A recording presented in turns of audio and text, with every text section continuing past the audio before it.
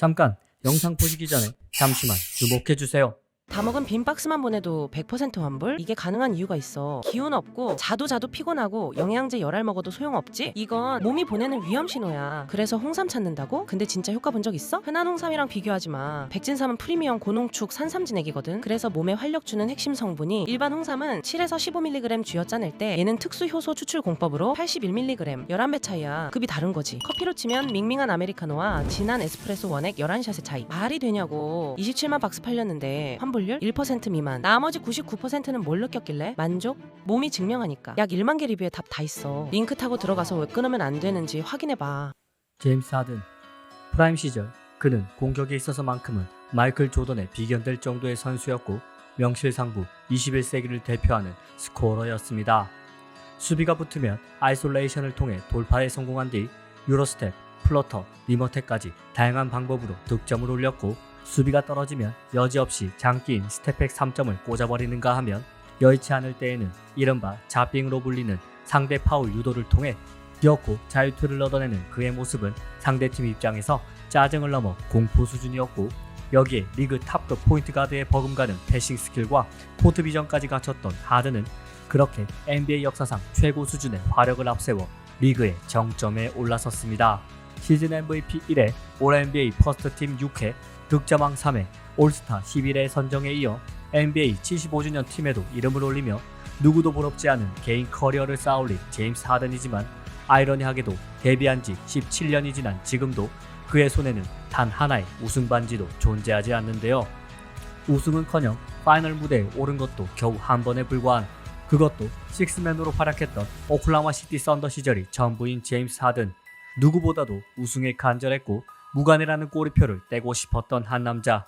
챔피언이 되기 위해 불행해야만 했던 그의 처절한 이적 스토리를 지금부터 시작해볼까 합니다.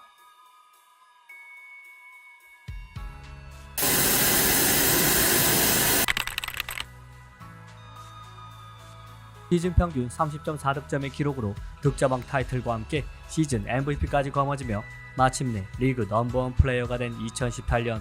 하지만 사실상의 파이널로 불렸던 골든스테이트와의 컨퍼런스 파이널에서 5차전까지 3승 2패 우위 상황을 지키지 못하고 크리스 폴의 부상 이탈, 7차전 판정 의혹과 차갑게 식어버린 슛 감각으로 인해 역전패하며 생애 최고의 시즌은 결국 새드 엔딩으로 끝나고 말았고 하든이 본격적으로 리그 최고 선수 반열에 올라선 이래 어쩌면 가장 우승에 근접했던 해당 시리즈 패배의 여파는 고스란히 자기 시즌에도 이어집니다.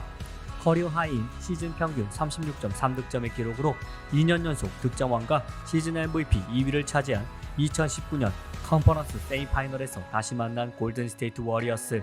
듀란트의 부상 이탈을 기회 삼아 이번만큼은 그들을 넘어서려고 했으나 3쿼터만 되면 거친 놈이 되어버리는 스테픈 커리라는 존재는 또다시 하든에게 좌절감만 안겨줄 뿐이었습니다.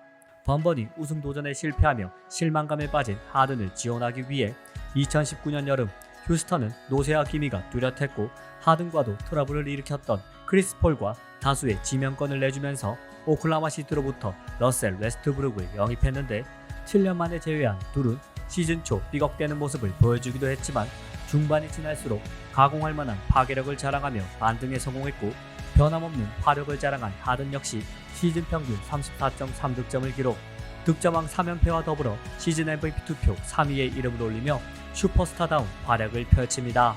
이 같은 하든의 퍼포먼스를 앞세운 휴스턴은 시즌 성적 44승 28패를 기록, 서부 4번 시드로 올랜도 버블 시리즈에 나서는데 마침 거대한 벽과 같았던 골든스테이트가 듀란트의 이적, 커리와 탐슨의 장기 부상으로 인해 리그 최하위로 추락한 상황이었던 만큼 내신 파이널 진출 그 이상까지 바라보고 있었지만 그들의 계획은 플레이오프에 들어서면서 완전히 엇나가고 맙니다.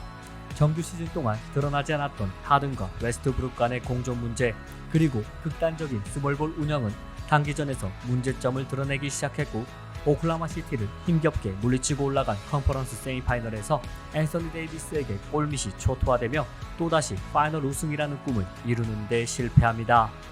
그리고 3년 연속 득점왕과 시즌 MVP 1, 2, 3위를 한 번씩 기록했음에도 기회를 모두 놓쳐버린 하든과 휴스턴의 관계는 2020년 여름을 기점으로 조금씩 삐걱거리기 시작합니다. 시즌 종료 후 팀의 근간을 만들어 왔던 마이크 덴토니 감독과 데릴 모리 단장이 나란히 팀을 떠난 가운데 왓 제임스 원투로 대표되는 전술뿐만 아니라 팀 운영 자체가 오로지 제임스 하든이라는 왕을 위해 존재하는 것과 같은 구단 분위기에 반발심을 느낀 웨스트브룩이 트레이드 요청 끝에 워싱턴으로 떠나자 하든의 마음 역시 요동칩니다. 변화를 선택한 구단의 행보에 대한 우려와 자신이 원인이었지만 결과적으로 웨스트브룩의 이탈로 인해 전력이 약해진 상황에서 더 이상 휴스턴에서는 우승할 수 없음을 느낀 그는 연평균 50일에 달하는 재계약 제한을 거절하며 어네피와 함께 트레이드를 요청했고, 그렇게 하든 드라마는 빠르게 전개됩니다. 케빈 두란트와 카이리 어빙이 있는 브루클린 네츠로의 이적을 선호한다고 공개적으로 밝히며 휴스턴과 끝을 향해 달려가던 하든은 시즌이 시작되었음에도 자신의 거취가 불투명한 상황에서 팀이 계속 패배하자 폭발하고 말았고, 그는 레이커스와의 경기 후 기자회견에서 내가 할 수 있는 것들을 모두 다 했다. 지금 상황은 말이 되지 않는다. 고쳐질 것이라고 생각하지 않는다고 밝히기에 이르는데요. 인내심이 바닥난 구단 경영진은 인터뷰 직후 빠르게 트레이드를 추진했고, 그 결과 불과 하루 뒤인 2021년 1월 14일 인디애나와 클리블랜드가 포함된 사각 딜을 통해 하든은 그토록 갈망하던 브루클린 네츠의 유니폼을 입게 됩니다. 붉은 유니폼을 입고 8년이라는 시간 동안 써내려간 수많은 기록과 역사가 무색하게도 그가 휴스턴과의 작별에 필요한 시간은 고작 하루뿐이었지만 말이죠.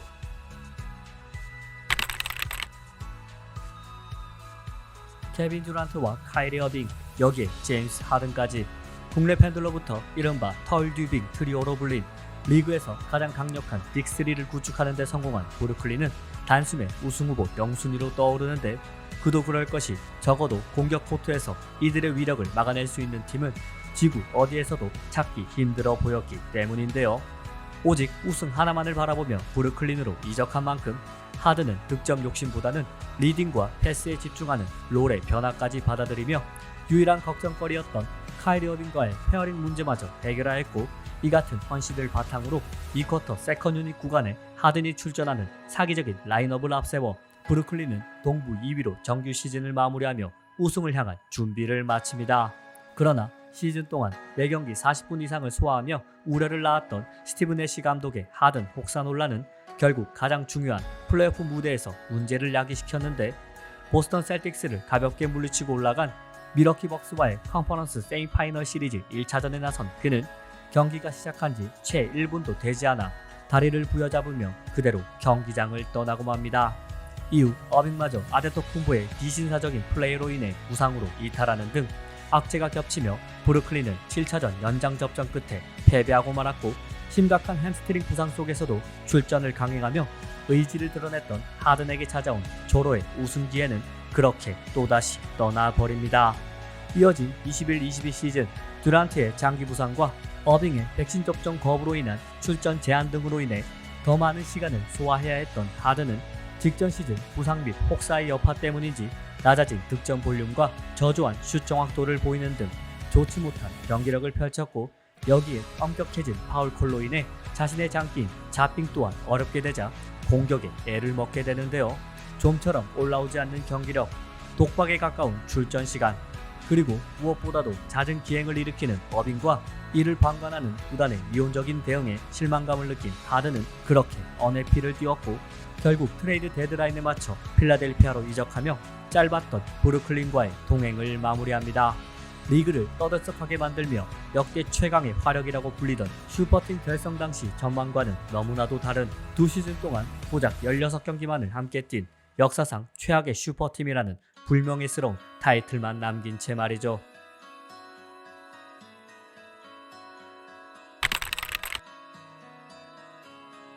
트레이드 마감 시한을 얼마 남겨두지 않고 극적으로 필라델피아에 합류한 제임스 하든은 비록 과거 압도적인 1옵션이었던 시절과 달리 조엘 엠비드라는 리그 최강 빅맨이자 필라델피아의 상징과도 같은 선수를 받쳐주는 2옵션의 역할을 해야만 했고, 이로 인해 낮아진 득점 볼륨과 골밑 생산력, 그리고 줄어든 3점슛 성공률로 인해 효율도 떨어진 상황이었지만 마치 농구도사다운 플레이를 펼치며 팀에 공헌합니다.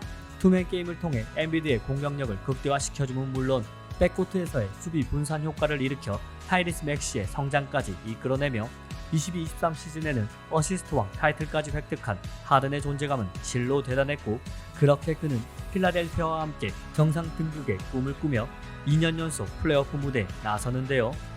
2023년 컨퍼런스 세미파이널 시리즈에서 1차전 45득점, 4차전 클러치 3점 포함 42득점을 올리는 등 하드캐리한 경기들도 있었으나, 반대로 저조한 퍼포먼스를 펼치는 경우도 증가하는 등 기복 있는 모습을 보여주었고, 결국 하든과 필라델피아는 각각 마이애미와 보스턴에게 패하며 끝내 플레이오프 2라운드의 고비를 넘지 못합니다. 그리고 실망스러운 결과를 받아들여야 했던 2023년 여름, 제임스 하든과 필라델피아의 관계는 서서히 균열이 일어나기 시작합니다. 차기 시즌 맥스 계약을 약속하며 팀을 위해 희생을 요구했던 데릴 모리 단장을 믿고 연봉까지 깎았던 하든이었지만, 그에게 돌아온 건 휴스턴 시절부터 오랫동안 동반자 관계였던 모리 단장의 외면뿐이었고, 배신당했다고 느낀 그는 공개석상에서 모리 단장은 거짓말쟁이다, 절대로 그가 속한 조직의 일원이 되지 않을 것이라고 밝히며 돌이킬 수 없는 강을 건넙니다. 이로써 최근 3년간 세 번째 언해피를 띄운 하든과 필라델피아의 관계는 사실상 끝이 났지만, 제대로 된 대가 없이 그를 보낼 수 없다는 구단의 태도에 트레이드는 난항을 겪었고, 이에 하든은 프리시즌 트레이딩 캠프 불참과 함께 자신의 고향팀인 LA 클리퍼스로 보내줄 것을 요청하며 협상은 평행선을 달리는데요. 끝을 모르던 하든의 이적 사가는 결국 23-24 시즌이 개막하고도 일주일이 지난 2023년 10월 31일 새벽, 클리퍼스가 다수의 지명권이 포함된 딜을 제시하며 끝을 맺을 수 있었고, 그렇게 8년의 휴스턴 시절을 고작 하루 만에 정리했던 하든은 이번엔 몇 달간의 길고 지루한 싸움 끝에 그토록 바라던 고향 LA 클리퍼스의 유니폼을 입게 됩니다.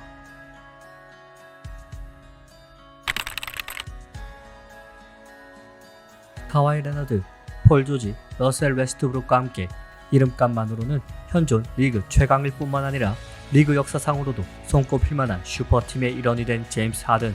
나는 시스템의 일부가 아니다, 내가 곧 시스템이라고 밝힌 클리퍼스 이적 인터뷰에서의 포부와 달리 자신의 합류 이후 첫 5경기에서 모조리 패배하며 제대로 시작도 하기 전부터 주변의 우려를 사게 만들었지만, 2023년 12월을 기점으로 빅4 간의 공존이 불가능함을 느낀 웨스트브룩이 자진해서 벤치행을 결정하며 본격적으로 하든이 메인 볼 핸들러를 맡고 온더볼 비중을 낮춘 레너드와 조지가 공격과 수비에 집중할 수 있게 되면서 슈퍼팀은 마침내 시너지를 내기 시작합니다.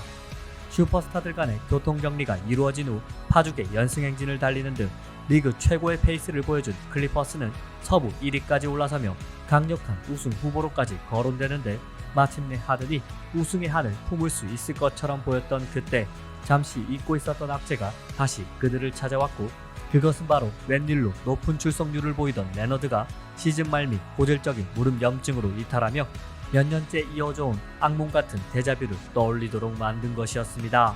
결국 이는 체력적으로 과부하가 걸린 하든을 더욱더 지치게 만든 원인이 되었고, 후반기 페이스가 떨어진 그들은 4번 시드로 올라간 플레이오프에서 돈치치 어빙 듀오가 폭발한 댈러스에게 무기력함으로 일궈나며 1라운드에서 탈락하고 맙니다. 시즌 종료 후 폴 조지가 필라델피아로, 러셀 웨스트브룩이 덴버로 떠나면서 슈퍼팀이 와이된 가운데 하든 역시 팀을 떠날 것처럼 보였지만, 그는 예상을 뒤엎고 클리퍼스와 2년 연장 계약을 맺으며 24-25 시즌을 맞아 구장, 로고, 유니폼까지 모두 바꾼 구단의 새 역사와 함께하기로 결정하는데요. 이제는 시즌 평균 25경기 이상 결장이 상수가 되어버린 레너드가 늘 그렇듯 부상으로 이탈한 상황에서 버스 운전대를 잡게 된 기사 하든은 능숙한 볼 핸들링과 여전한 공격 조립 능력을 통해 팀 공격을 주도했고, 그는 시즌 평균 22.8득점, 5.8 리바운드, 8.7 어시스트의 기록으로 2020년 퍼스트팀 이후 5년 만에 올 NBA 팀에 선정되는 저력을 보여줍니다. 이처럼 여전히 리그 정상급 가드다운 경쟁력을 입증한 하든의 시즌은 하지만 7차전까지 가는 접전으로 진행된 덴버 너게츠와의 플레이오프 1라운드 시리즈 패배로 인해 조기에 마감되었고, 만 35세 시즌에 무려 79경기, 평균 35분이 넘는 출전 시간을 소화하며 고군분투한 그를 클리퍼스는 25-26 시즌 더 가혹한 환경에 몰아넣습니다. 크리스 폴, 브룩 로페즈, 브래들리 빌 등 이름만 남은 이미 전성기가 훨씬 지난 노장들을 데려오며 역대 최고령 팀이 된 클리퍼스는 마치 오클라호마 시티 썬더의 왕조 구축을 위한 다크나이트 역할을 자처하는 듯 패배를 정립하며 모든 NBA 팬들의 조롱거리로 전락하고 마는데, 이 같은 상황 속 2025년 11월 2차 연장으로 치러진 댈러스와의 경기에서 무려 51분을 소화하기도, 뉴올리언스와의 경기에서는 프랜차이즈 신기록인 55득점을 기록하기도 하면서 하든은 국면가장으로서 무너져가는 팀을 홀로 지탱해내는데요.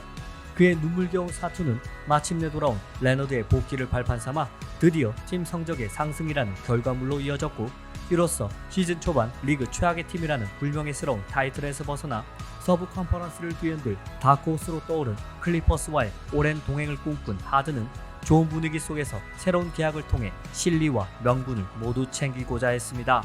그러나 이미 주축 선수들의 계약 만료 시점을 2027년 여름으로 설정한 클리퍼스는 그들의 타임라인과 어긋나는 하든의 계약 요구를 거부하였고, 이 같은 구단의 태도에 실망감을 느낀 하든은 더 확실한 우승 기회와 연장 계약을 위해 자신의 커리어를 관통하는 하나의 감정, 언해피와 함께 트레이드를 요청합니다.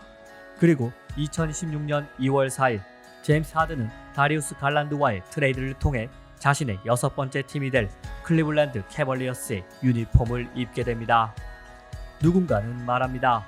제임스 하든, 그는 정규 시즌에만 강할 뿐 중요한 플레이오프에서의 압박을 이겨내지 못하는 반쪽짜리 스타, 혹은 우승을 쫓아 팀을 옮겨다니며 잡음을 일으키는 전임맨에 불과한 선수라고 말이죠. 하지만 다른 누군가는 말합니다.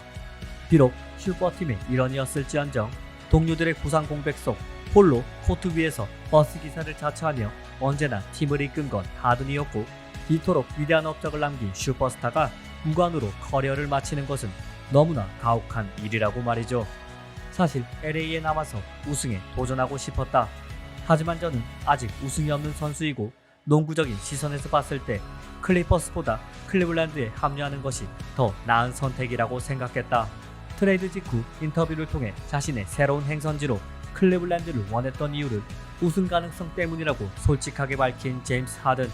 개인적인 영광은 이미 모두 이룬 그가 과연 마지막 남은 단 하나의 과제, 파이널 우승 트로피마저 거머쥘 수 있을 것인지, 어쩌면 마지막 기회가 될지도 모를 챔피언을 향한 그의 진짜 최종 도전이 시작되었습니다.